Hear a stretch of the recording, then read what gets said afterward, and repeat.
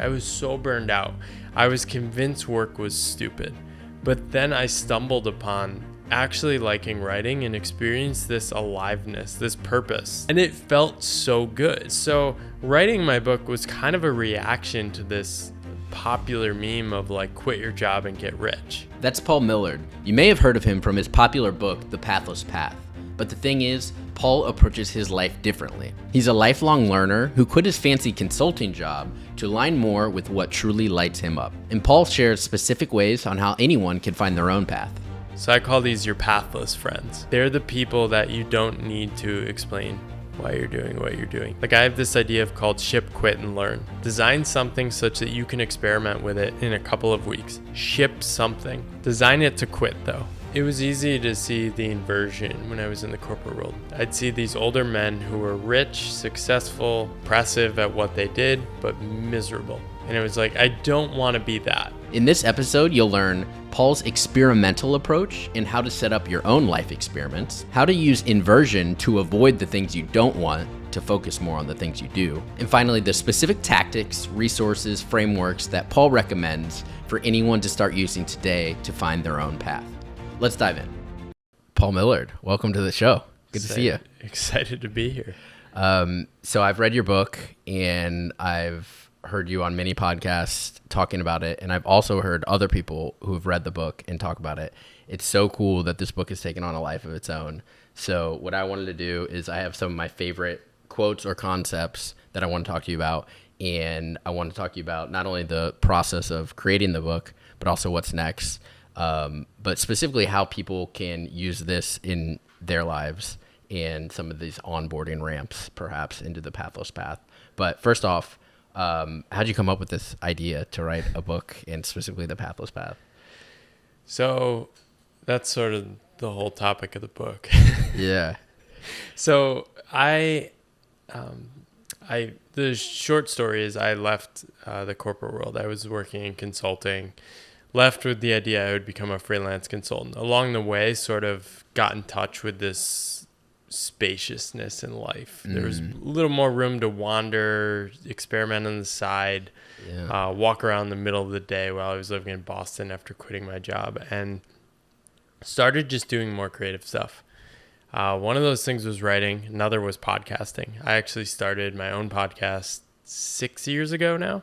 But I was really enjoying just the act of creation. And that energy was so much better than what I had just left behind that I was like, I need to protect this. I didn't have any vision of like, oh, I need to be something. I need to be an author. I need to be a big time podcaster. It was literally, I'm having fun doing this. I want to keep having fun doing this. And I sort of just committed to writing. And I started this newsletter, which now is called Pathless. That was probably about 6 years ago. I've done about 255 issues now. And I just started writing about my observations about work, my own path, my life, what I was experiencing, things I was inspired by, and just kept going with that. And slowly over time started attracting people that were interested in these ideas. And I sort of got lucky pretty early that I found something that I was 100% sure I wanted to keep doing, which was the writing and exploring those ideas. Pretty much kept going with that. And the book was sort of the natural evolution of something that was me raising the stakes and continuing to bet on that journey. I like how you phrased it with understanding your own energy around it, where I think, speaking for myself, I could get bogged down a little bit with immediately fast forwarding to the outcome of like, okay, well, what's the end of that look like? Well, how do I, become really good at that or proficient there? It's like, no, just understanding that this feels good, writing, connecting with people, and then carving out that being the path. One of the things that stood out to the book, I noticed where I was resistant to read it in the first place. I've heard this from a lot of people. Because of the title? I think it's totally different than, I think what they expect is Paul's going to tell me I should quit my job and go live on a beach and give up my ambition. Yeah. But I think it's actually a secretly wildly ambitious book. And we can talk about my own journey with the word ambition as well. Yeah, that's one of the things I have that I want to talk to you about. But I had to almost redefine it for myself after or as I was reading it. I was interpreting it of having maybe no ambition or a lack of, yeah, perhaps it's ambition, but then it made more sense to me at least. It was like, it's not necessarily pathless. It's just non-default path, but not contrarian for the sake of contrarian. It's really just about following your own alignment and truth. Yeah, there's been many books written like this, right? This is the story of like Buddha and Sure. Siddhartha and books like this. So I'm definitely a descendant of like that tradition of like following your true path, like Lao Tzu, like the path that can be named is not the path that is yours. Right. And you did a great job of, you could tell, one, you're very well read and you have different examples, and my brain always needs like a few examples. I'm like, oh, okay, this is how that works. And so I really liked that. And we'll dive in specifically to the book, but I first wanted to start with just you and what perhaps is the ultimate compliment that you could receive. I think it was what you told me before we started, which was really cool. You were like, you could say it again. I don't have the words you were saying, but you were saying like there's sort of this tradition of 4-hour work week and Tim Ferriss, and that's very much about like finding this economic vehicle and then leaning into freedom, right? So like solve for money, get the freedom. And I forget what you said about purpose, but I guess I could just say it again real quick. I was just noticing how it strikes such an emotional chord with myself and other people that it was drawing the parallel to 4-hour work week from before. I think that also strikes a powerful emotion, but that is more so aligned towards financial freedom and tactics, where this strikes the emotion similar, but towards a different freedom of purpose. And that's like really such a powerful thing. Yeah, it's sort of my take is that it is worth finding a purpose, a work worth doing, what I call it. However, you may not be able to monetize that, right? I think this is this wishful thinking, like American style way of fitting everything into an economic box. I think the thing that happens when you find something worth doing is that you get overtaken by it and you're so fired up by it that the money question is still there, but it is no longer the primary question. So for me, it shifted. Like when I quit my job, I wanted to run away and just like escape work. I was so burned out. I was convinced work was stupid. But then I stumbled upon actually liking writing and experienced this aliveness, this purpose. Like I was purpose maxing. Yeah. And it felt so good that I was literally willing to give up everything. Right. And so writing my book was kind of a reaction to this popular meme of like, quit your job and get rich. Right? Right. And all the people that are saying quit your job and get rich, one, they're probably just maximizing for clicks. And when you go deeper, there's usually a deeper message anyway. Sure. Like Noah, for example, like leans more in that direction. Like, you can make a lot of money by being an entrepreneur. But if you dig deeper, what he's really saying is like, I would say his brand of it is sort of like an agency maximizing function. Taking action and figuring out your own way to have your own freedom. Yeah. How do you unlock your internal capabilities of like what you're capable of, right? Yeah. And those are always the much more interesting frames. Right. And so mine is just one that's probably just rhymes more with people that like poetry and like wandering and aren't 100% driven by money. Like money's interesting to me in what it enables me to live. But once I found a path I was excited to be on and I was able to break even with my costs, I felt so free. Right. And perhaps people think that it sounds more expensive or it's not really realistic maybe for their situation, but I think you've carved out some good examples and you share your numbers about like, here's what it looks like, lower the cost of living, figure it out. I mean, you traveled Asia for how long?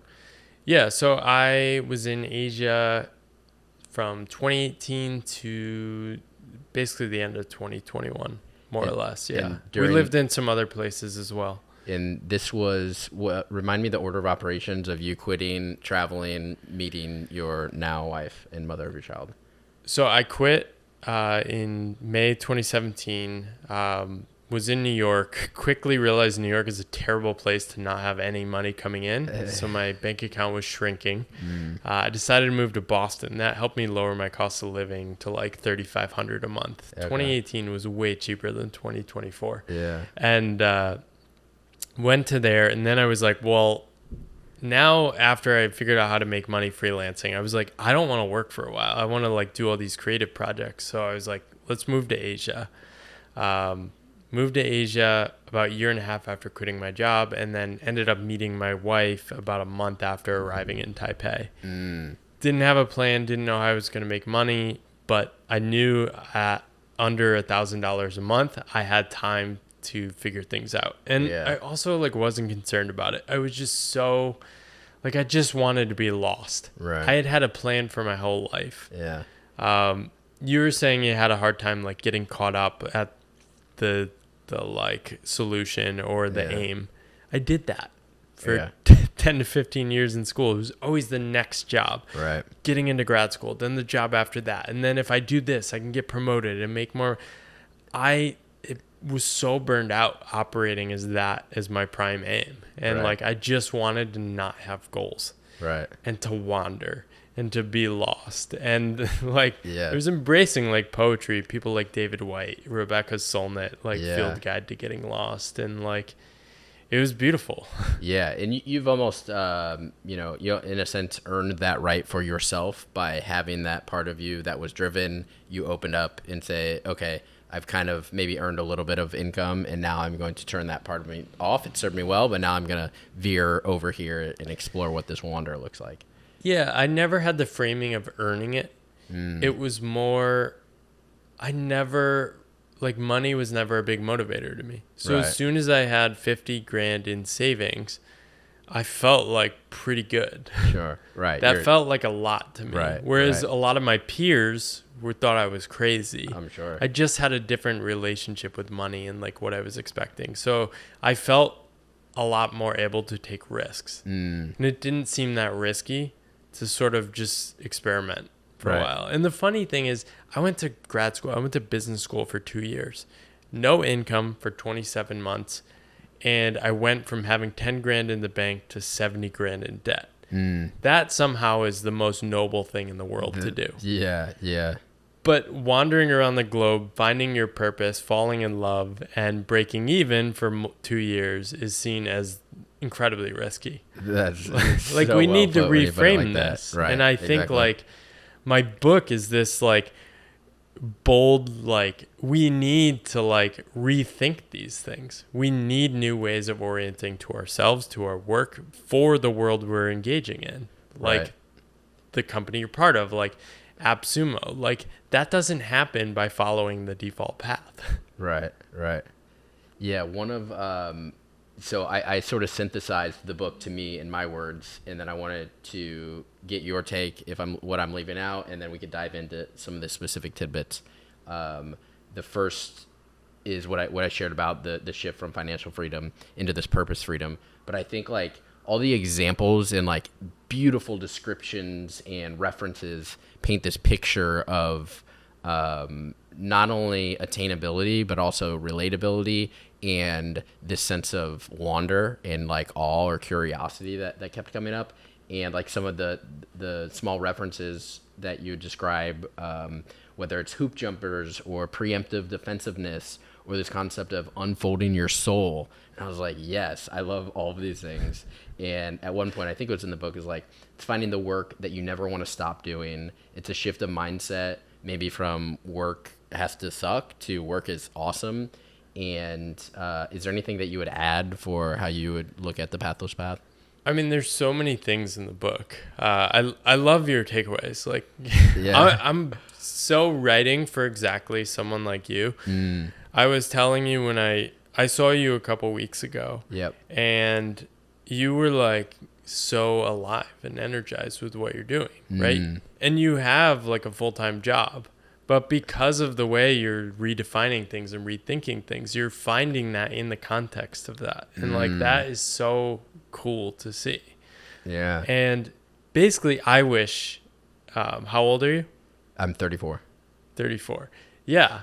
Around that age, like I was literally writing for like somebody at your age. Yeah. Yeah. It's like, wake up, there's more. You don't have to follow like the Right. default path. Right. And yeah, it's sort of this, but the book is really, it's whatever people take from it. I don't want everyone to agree with everything they read throughout the book. Like it's sort of set up to like choose your own adventure, take the things that mean a lot to you, remix them and repurpose them in your own life. And hopefully you write your book one day too. Yeah, totally. And it's almost like the path for anybody who maybe hasn't read it sounds like, oh, you know, here's the default one, go over here. It's less about that, and it's more ambiguous. And I think it's more about having iterations of testing these things out, getting some data and feedback, and be like, oh yeah, turns out I like this, I don't like this. Like for me personally, I did the mini sabbatical and quit the corporate job in Chicago, then moved to Austin and actively took 2.5 months off. And it was this magical period of my life. And I was like, note to self. And then I just so happened to I wasn't trying to go back to work. I just got interested in online media and marketing and was doing marketing stuff. That's why I met Noah and helped him put on this sumo charity ride. And one thing just kind of led to another. I wasn't planning it out. And I think that that's a part of, okay, how do you take this big thing of quitting your job and traveling the world for a year or whatever and breaking it down into, maybe it's not 2 or 3 months, maybe it's 3 days, or like smaller ways that somebody who has a full-time job or a family or a mortgage payment that they could experience it, their version. Yeah, so in my writing, I had always just wrote these very personal newsletters and blog posts, and I wanted to communicate in a real way. There's like, I know how attention works, and I know how to craft messages to get more attention.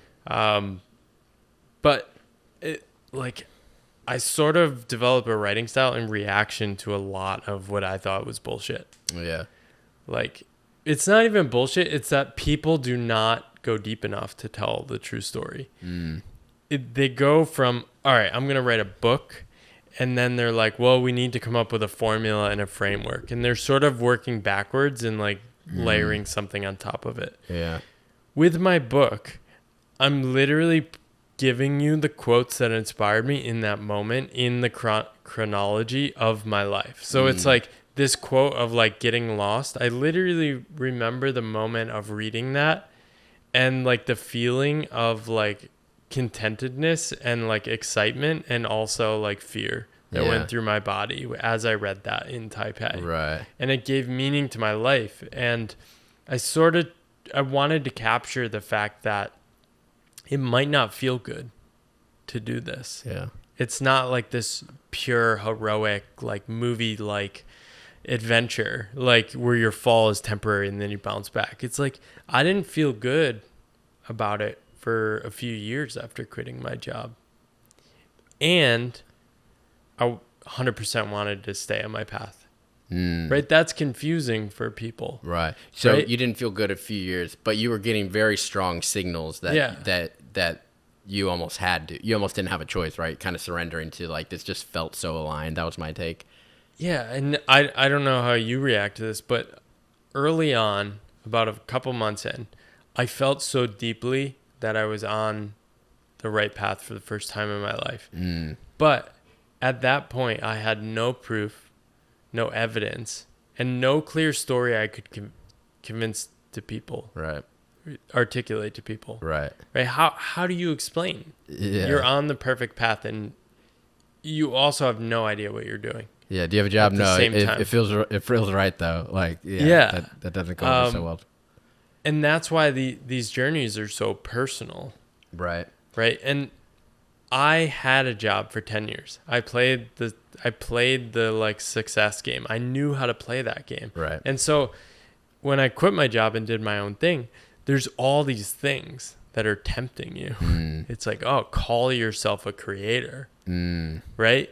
Like, oh, you can be successful if you do this and make money.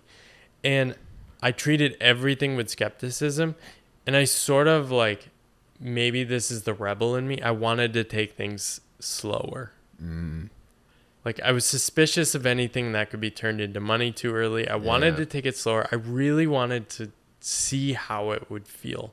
Yeah. Like test the limits of going in on creativity and not trying to make money with it, and not being in a rush to be seen as someone or grasp at an identity or copy other people's paths. And Right. through that, I was able to actually just find my own way forward. Right.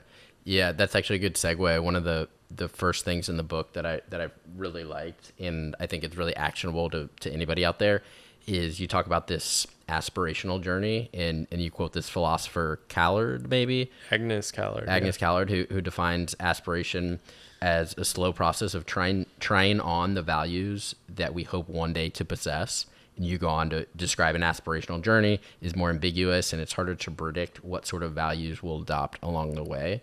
And I love this idea of trying on values. I had a therapist once who kind of said the exact same thing. It was like, hey, you could try on not only your values, but your like personality traits. If you want to try on like humor, just like you're going into Lululemon and you try on a shirt, you could try on, being funny, being wealthy, whatever you want. But the concept of trying on values, what does that mean to you, and how did you think of that? Yeah. So an example from entrepreneurship, maybe. I want to be a 7-figure entrepreneur, right? You're implicitly buying in the assumption that being a 7-figure entrepreneur and money is a higher order good. Right. Right. That is the aim. That is the thing worth chasing. Right. Now, that actually might be an aspirational journey. But by picking that goal, you're already sort of valuing it. You already value being a 7-figure entrepreneur and value money. So there's nothing to learn along the way. Now, I would argue, like for entrepreneurship, it's such a crazy journey that you are going to learn things along the way no matter what. But when we hold too strong on those things, we sort of shortcut things to be gained. Another way of thinking of this might be in finance. Right? In the finance industry, you used to work in finance? Yeah, a financial software company. Right. So there are people that value like, oh, I love like money and investing in these formulas, and it's such a beautiful thing. But they can get outcompeted by people that are already committed to like, I just want to make a ton of money. And so the whole culture of a company can morph away from actually appreciating these deeper values of like the beauty of what money can do and what it can enable, to these very shallow values of just money. And I'm experiencing this now with like parenting is another example Callard gives. I had no idea what it would feel like to be a parent to an 11-month-old. I now have come to value different things. Yeah. That I didn't expect. Yeah. And it's this beautiful journey that evolves over time. Right. Right? If my goal was like, I want to be a parent of a kid that goes to an Ivy League university, I already valued that. Right. Right? An aspirational journey is like, I want to commit to the journey of like becoming a parent. Right. But I don't actually know what it's like to be a parent because I'm not a parent yet. Right. And it's almost like there were these testable hypotheses that you had along the way. I liked how just the very simple thing of, I don't know if it's your phone background where you would just put in order your values, and you'd sort of audit your time and energy against those. Is that something that you did or still do? Yeah, I have it on my phone every day. Yeah. It lists, I came up with these like more than 10 years ago. I heard it from somebody and I was like, I want my value. I want my priorities. I call them my priorities. Yeah. One is health. I lost my health when I was 30. I think 30. Yeah. And by the way, happy belated. You're 39 now. 39 this week. Yeah. If people are watching the video, I love it when people, you look a lot younger than 39. And so when people look younger, you can't fake that, right? And so you're either doing something healthy and probably genetics. with your brain or with your body. And so, I think that's kind of like, if people are like, Pathless path, get out of here. It's like, Dude, I think he might be onto something. So go ahead. Yeah, health is number one. I call it the post-work glow. That might be it too. People like come alive in their life. They get a little healthier. They like but some better people color have in their worked face. too long, too hard, and they can't come back. You made the comeback. I did. Yeah. So health was number one, and then the other health or priorities. Relationships, creative work, paid work. So the power there, I mean, health is obvious. Without health, you don't have anything else. Right. Relationships is obvious too. A lot of people would agree with that. Yeah. But in practice, a lot of people don't agree with that. I prioritize my family. Okay, why are you at the office every night at 7? Right. That is a serious thing to me. Like right now, I work 3 days a week. Monday, Tuesday, Friday. You tried to schedule this on Thursday. Yesterday, I spent all day with my daughter. Right. So do you look at this as work or just non-family time? I guess that makes more sense because that's family time. Well, I just can't schedule a podcast when I'm with my daughter. Right. That's higher. That's your family time. Yeah.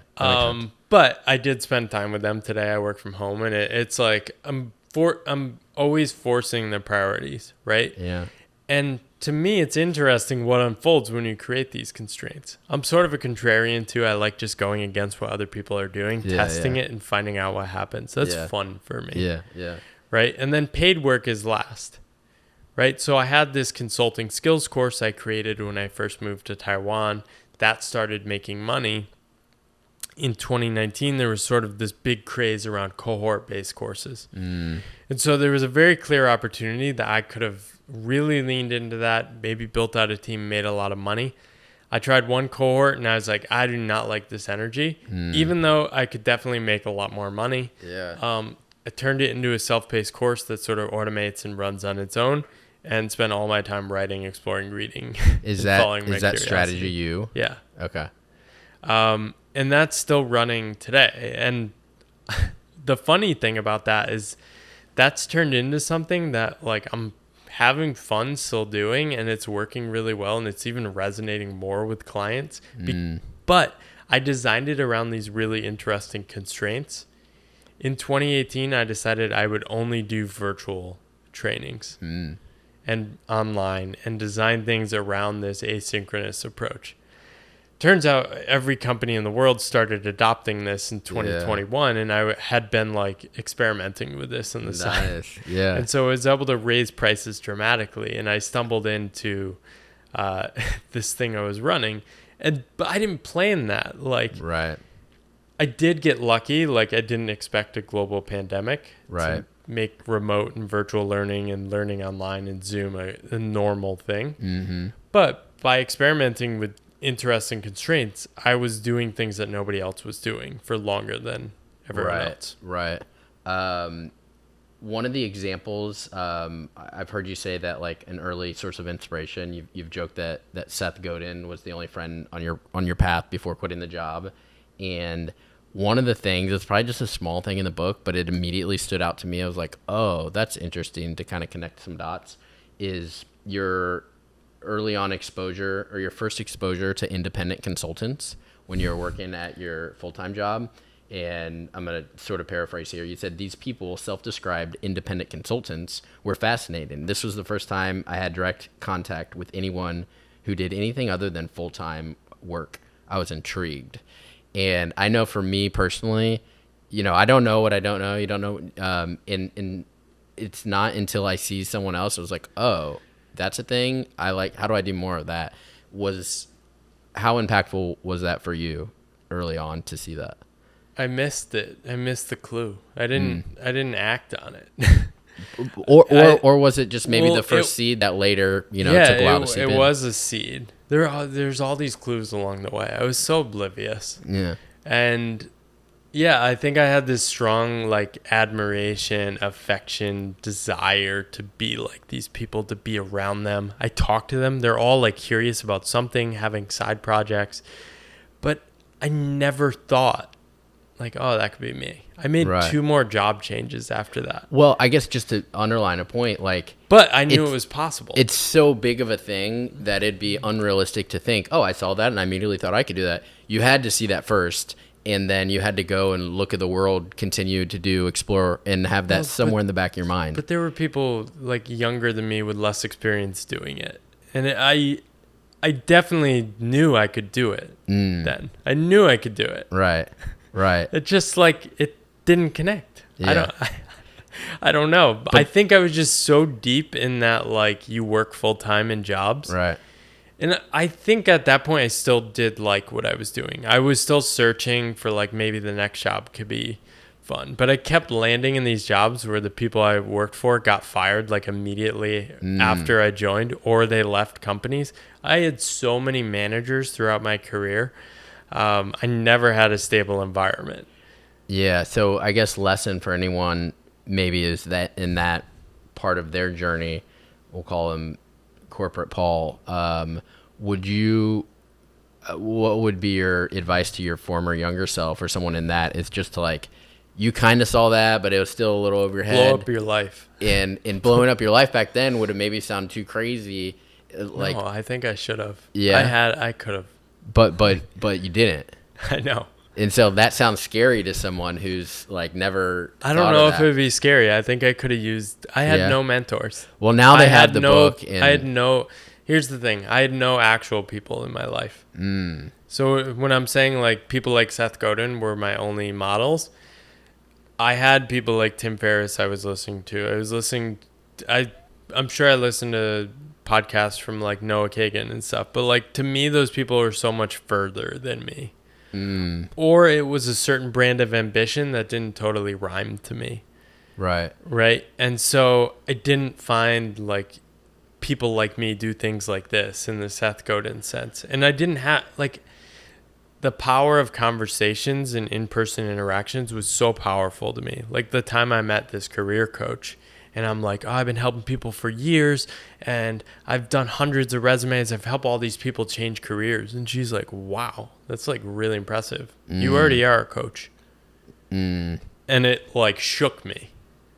But then like a couple days later, I just decided, oh, I'm going to start coaching now, not 10 years from now. Right. Take that advanced future state and break it down and do something right now. I wish I met like my current self then. Yeah. Like, I wish I had the pathless path. Yeah.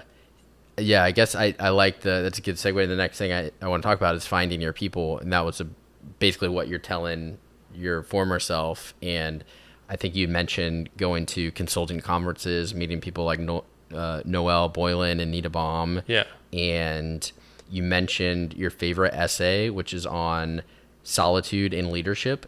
And that highlights the importance of searching for wisdom in real conversations with close friends. I'm just going to read an expert. Yeah. It's a couple sentences long. Have you read the essay? I don't know. I don't think I have read that essay. But I love this concept so much. It says, introspection means talking to yourself. And one of the best ways of talking to yourself is by talking to another person. One other person who you could trust, one other person whom you could unfold your soul, which I just love so much. And then one other person you feel safe enough with to allow you to acknowledge things to yourself that you otherwise can't. Doubts you aren't supposed to have, questions you aren't supposed to ask, feelings or opinions that would get you laughed out of the group or reprimanded by the authorities.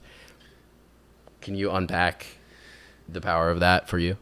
Yeah, so this is something that has come out after writing this book that I've talked to so many people, is the book seems like it is them being seen for the first time. And so I think it's even more powerful when you meet these people in person. So I call these your pathless friends, right? They're the people that you don't need to explain why you're doing what you're doing. They see the energy in you. They see what you're aiming at, who you're trying to bring forth from inside of you. And it is so powerful when that happens because it is permission from the universe to keep going. And that was way more important for me than like having an entrepreneur identity or like having some sort of goal. Like just literally other people saying, I believe in what you're doing. Like Noel, he passed away this past year and he's in his late 50s and He's one of the most important people on my path. And I was interviewing at this job, and he sort of sensed like I shouldn't take this job. I should probably do my own thing. And he believed in me so much because he was working part-time at this company because he quit his job in his early 40s because he had a heart attack and had some heart issues. And he decided he wanted to prioritize his family and his health above everything else. Wow. And he did it. And so every time I felt down, like, I would just be like, I need a call with him. Nice. Like, and he would just like, he would so enthusiastically root for me, even though like, yeah, it's so powerful because you don't know what you're doing. Yeah. That is the nature of being like a creator or an entrepreneur. I didn't know what I was doing. I'm in Taiwan. I've made $7,500 over 12 months.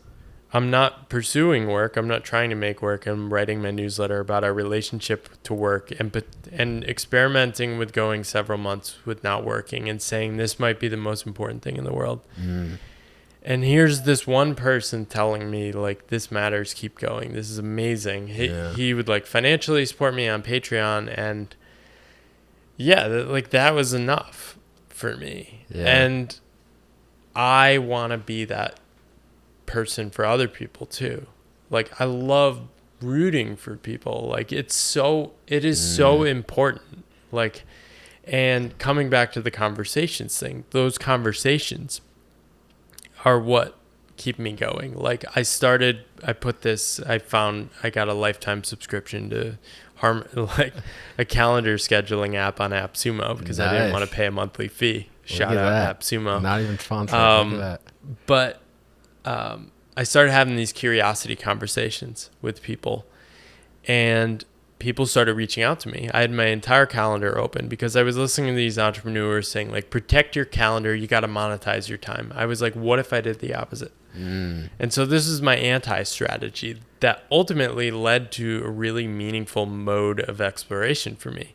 And these curiosity conversations turned from something where I was like, let's just see what happens when I talk to people, to this is the most exciting source of inspiration to me. People would reach out, and I've become friends with some of these people. They've gone on to do their own things. They would tell me things about work that would surprise me, inspire me to write about things. So it became this like exploratory mechanism for me. And like, I sort of started to see life as what this poet David White calls the conversational nature of reality. You're sort of exploring your frontier of yourself, of your relationship with the work, of exploration with ideas, and pushing it to its edges and see where it can expand and where it can lead you. And that was my strategy. Have conversations, explore, see where it takes you. I love that.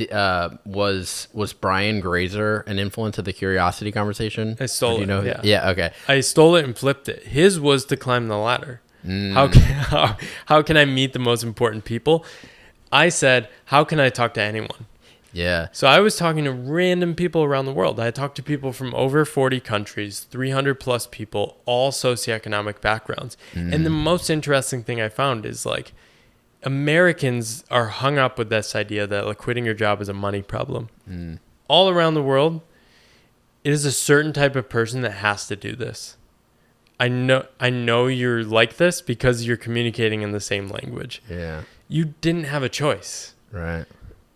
Yeah. Right. Given the other possibilities that are possible, you had to leave that former path. Right. You had to restart. You had to explore. You had to wander. Right. Like, and over again, like my wife is this way. She quit her job with like $4,000 to her name and went to zero. Because she had to go travel. She had to explore. She had to try new things. Right. Like, it's just, there are certain people. These are the people I write for. Those are the only people I'm writing for. Right. Doing the things you can't not do when you have that level of attunement into perhaps what this path, what might be out there. Or I know like Daniel Pink talks about regret minimalization. And like, I think he wrote the book, The Power of Regret. And I think the different types of regret. Yeah. I love that idea. Of the people more often of far greater magnitude do people have regrets of inaction versus action. And you've mentioned that one of the things I love about the amount of knowledge you've accumulated into this space is I think you've had over 500 conversations with people, from curiosity conversations to strategy to now book conversations, which ultimately you kind of stumbled into this customer research in a way. Yeah. And so you speak their language, you understand their pains, you understand what lights them up or what drains their energy. I'm curious how you would recommend somebody else to do that. And then I think that kind of paved the way to you starting Strategy U and, coming up with this book. How would somebody just starting out create their own version of that, if you would recommend? Yeah, so I think we all have these sort of things we're pulled toward. We have these ideas in our head. And I think we get hung up.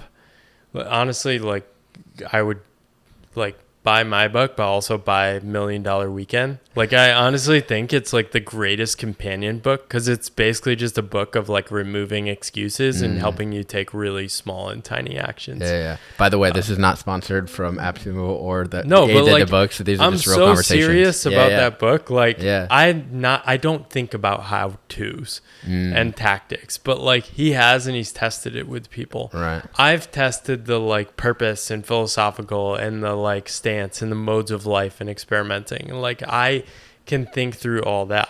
So what I can say is, like, one is just acknowledge to yourself that those curiosities, those questions in those minds, those things you're pulled toward, they matter. And you don't need to monetize them. Right. Even if the world tells you to, but you need to do them. Right. You need to at least test them. What is the smallest way you can test those things? Like, I have this idea called ship, quit, and learn. Design something such that you can experiment with it in a couple of weeks. Ship something. Design it to quit, though, because you don't want to do a bunch of work you don't want to do. And the only goal is to learn what to do next. So it's a real, like, infinite, like, action experiment. Yeah, and I love that because you're quitting and learning, it doesn't feel too heavy. Everyone can do it. You have to quit and learn from it. I didn't set out with the goal to do 400 conversations. Right. I put my calendar link up, and I had like 100 newsletter subscribers. I had like one conversation in the first couple of months. Yeah. But I liked it. Yeah. It was really cool. Right. And so, like, all I learned is I want to keep doing it. Right. Right? That has inspired me to do those again, because I used to do that too, probably around the same time. I remember, I think I first heard you on Ali Abdal's podcast years ago talking about that, and then I forget the order, but it was probably that, and then I read Brian Gracer's book. It's the only book I've read in one sitting, and I was like, I'm all in on these curiosity conversations. Well, it's just embracing these anti-strategies. Like the how-to strategies, like how to launch a podcast. There's a playbook for that. Yeah. But that playbook is probably not perfectly designed for you and what you're meant to be doing, and the way you can show up in your life that you can sustain over long periods of time. So what are the interesting things you can go against just to see what happens? Right. Try different experiments. And by doing that, you come up against things you like or don't like. Like, I tried the cohort-based course experiment with my course. I was like, I don't like this. Did it make sense to do it if I was maximizing for money? Yeah, I was really stupid to not do that. Yeah. But by leaning the other way, I had all this time open to write and stuff for years. I never expected to make money from writing. Right. And now I'm making money from writing. So now I'm like, okay, now what? And I'm constantly trying to experiment with like these things and question things and try to figure out what makes sense. Yeah, I love Jim Collins has this thing of studying oneself like a bug. Like, you're really getting in and like understanding like what makes it tick, what is it like, what is it not like. And part of what you've developed for yourself is just you've become a master at recognizing energy flows and seeing people whose energies are drained and jobs they don't like versus what lights them up, and noticing that about not only yourself but other people. And so for something like curiosity conversation, that might sound exhausting for someone. Yeah, and I think the point is for not me. to do that just because Paul did it. It's to find your version of what gives you energy. Like this, we set this studio up on Sunday. Isaac came in and like it was fun. Like I could do this all the time. This is just like fun for me. So I have to. Yeah. Not even have to. I'm observing my own energy around things where, oh, this feels like play. And how do I structure more of that in my life? Yeah, same thing with podcasts for me. I've done like 170 episodes. It's energizing for me. I'm going to keep doing it. Yeah. It's not, I approach everything with lightness, right? If I lose the energy for it, let's just quit it. Yeah. Yeah. What was the first, what is it? Design, quit, and learn? Ship, quit, learn. Ship, quit, and learn. Okay.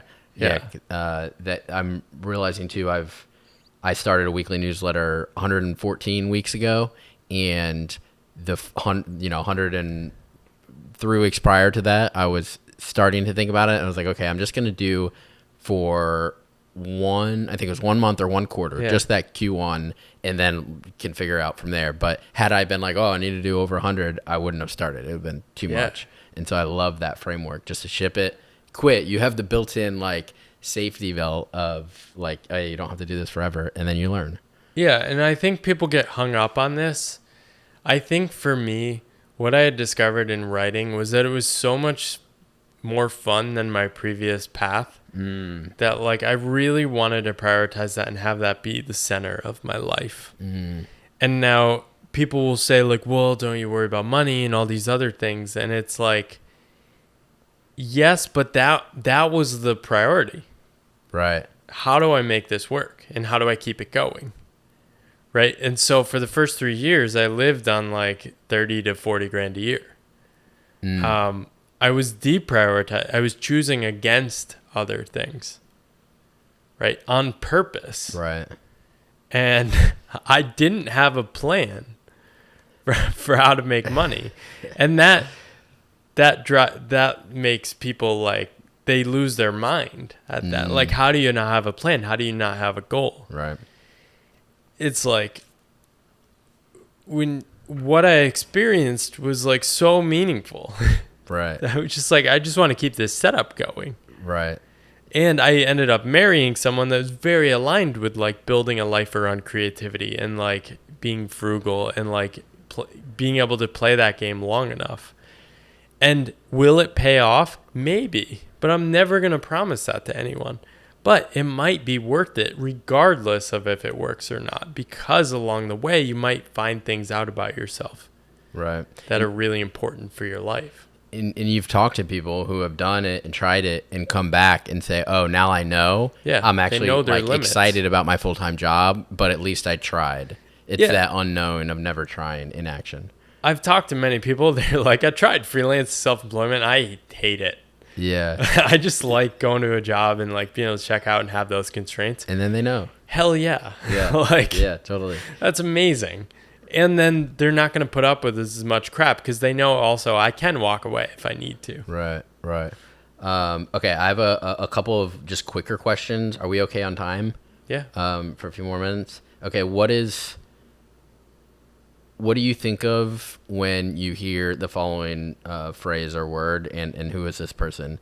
DJ Popo Shizzle. That's just me screwing around on the computer in college. I created some DJ mixes. Yeah. And I did now learn how to DJ in the last year. I took lessons down the street at a DJ studio.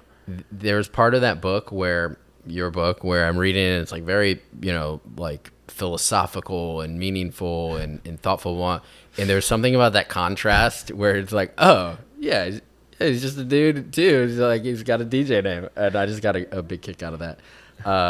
And I think it's also representative of the things that you were doing just already in your life growing up, where you're like a tinkerer.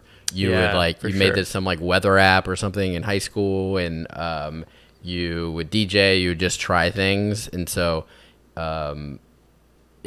my observation is for people to find their own pathless path, there aren't like any rules, but perhaps maybe a prerequisite a little bit is if you want to accelerate it is to try things. And that's uncomfortable for a lot of people. And this is what my second book is about. I didn't realize this was so much of a thing that I did until after the first book, and people were asking me about things, and people would be like shocked I would have all these like algorithms and principles and rules and techniques. And I've always had this experimental approach. Yeah. Like when I was at, my first job was at GE. I had 10 vacation days. But I had like 15 days worth of vacation stuff I had to do. So I was like, well, we got to figure out how to take 15 days. Yeah. And I did, right? And like in college, I was like, well, how many classes can I skip while still getting an A? Those are like fun experiments to me. Right. And now, being on my own journey, this is a huge advantage. Right. And I don't get in trouble.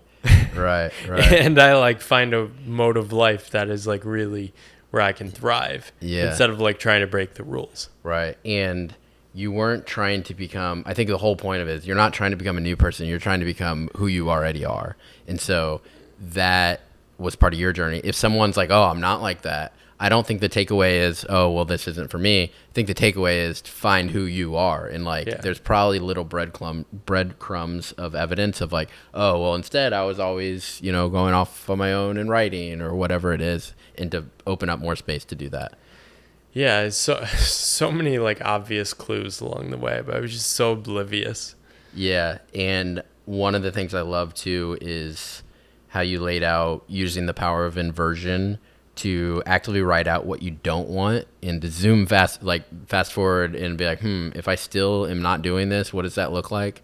How has that helped you using that as a tool?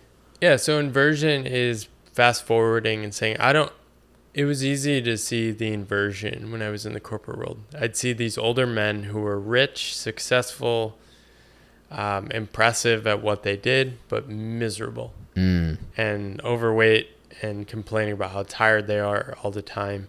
And it was like, I don't want to be that. But then asking myself the hard question of like, which traits of those do I have now, even to a minor degree? And you start to notice, oh, I do have some of these traits. So how do I get rid of those traits, right? Instead of aiming at like an identity, I think aiming at an identity is a very dangerous life mode because we might become that identity. And then the whole world around us expects us to be that, right? So aiming at like a creator. It's a really interesting thing because when I started doing all this, there was no like creator economy. Like the idea of becoming a creator happened along my journey.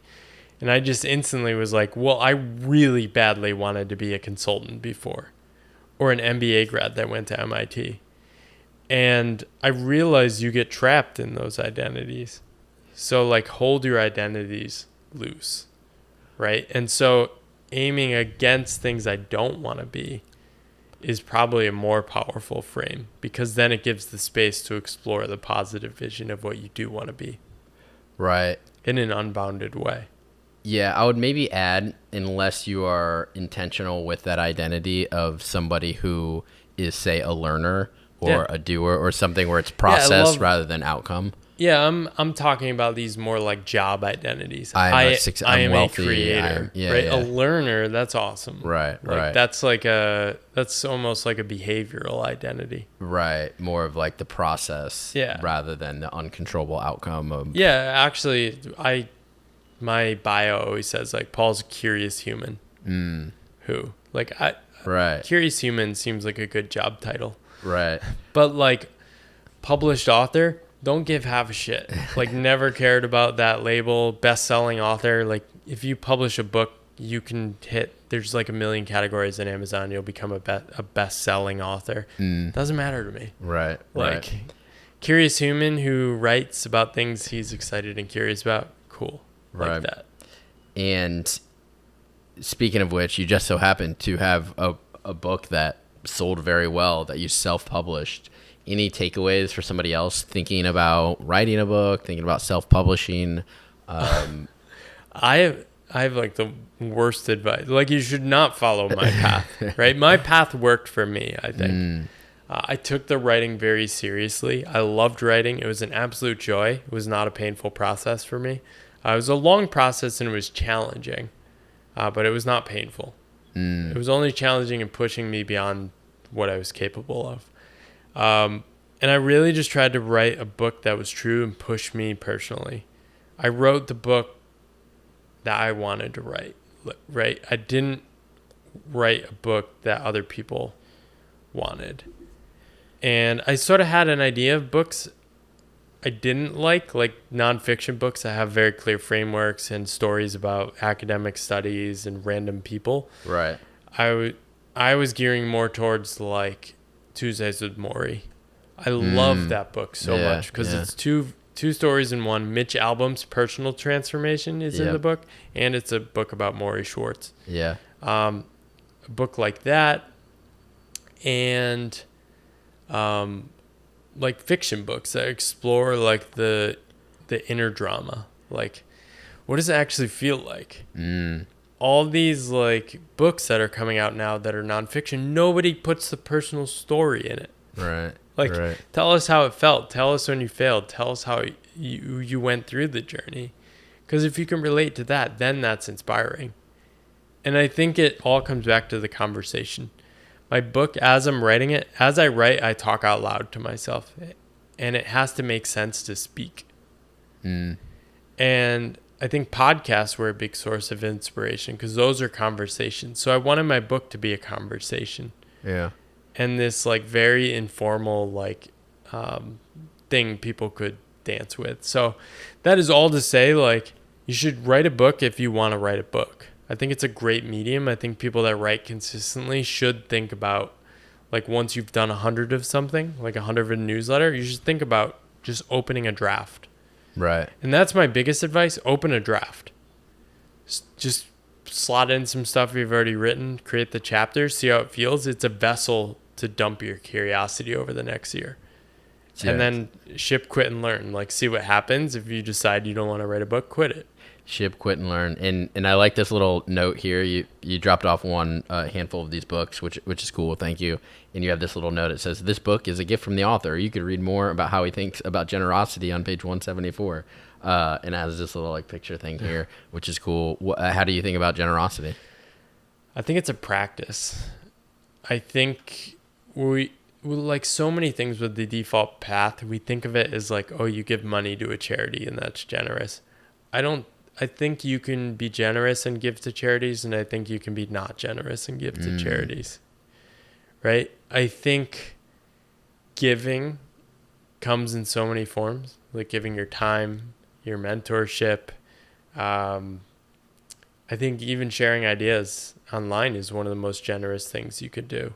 And like, it's why more people should do it, because it might help other people feel seen. But also like giving money. Like, I've been trying to give money to people at the beginning of their journey. And I've recently sent some small gifts, some anonymous, some not anonymous, to people, and just say like, keep going. Love what you're up to. And yeah, I hope to be at more of a point to do more of that in the future. And it's a practice, because giving feels really uncomfortable. Oh, should I have given that much? Like, what will they think of me? Like, it's scary, because a gift is an opening offer to a deeper relationship. Right. Or, I mean, you received the gift, it sounds like, of Noel early on, of that sort of, hey, you're onto something, keep going. That's cool that you're paying it forward now to people who read the book, as well as just these different younger people coming up who might be onto something themselves. Also, self-publishing, I can buy my book for $4, so it's really cheap to like give it away. Yeah. When you're traditionally published, you have to pay the publisher half, and they take a profit on the books they sell to you. And sure, it's very weird. Right. But yeah, it's just fun. I decided that when I published my book, I was already a success. And you can read the reactions in my early newsletters. I was like, I sold 300. This is mind blowing. And so it's unfathomable that I've sold close to 50,000. And it's like, 50,000. Wow. it's insane. But people keep sharing it. And it's like, I don't know. I don't even know what to think about it at this point. It's sort of like out of my control. But Right. yeah. Right. And well, first off, this has been amazing. Thank you for sharing all this. Where can people find you on the internet? Pathlesspath.com, or just search Paul Millard, and you'll find me. Pathlesspath.com has all my podcasts, my book, my newsletter, and all that. Nice. And if there's one sort of last thing that you want to leave the listeners with, whether it's a challenge or something that you wish you had learned earlier along your path, in any words of wisdom you want to leave? I think what I would say to my earlier self is the real work of your life is finding the work worth doing. And that search is a serious search worth following. Amazing. Can't think of a better way to end it. Cool. Paul, thank you so much for going on. Yeah, thank you so much for your curiosity too. Everyone check out the Pathless Path. Thanks, Paul.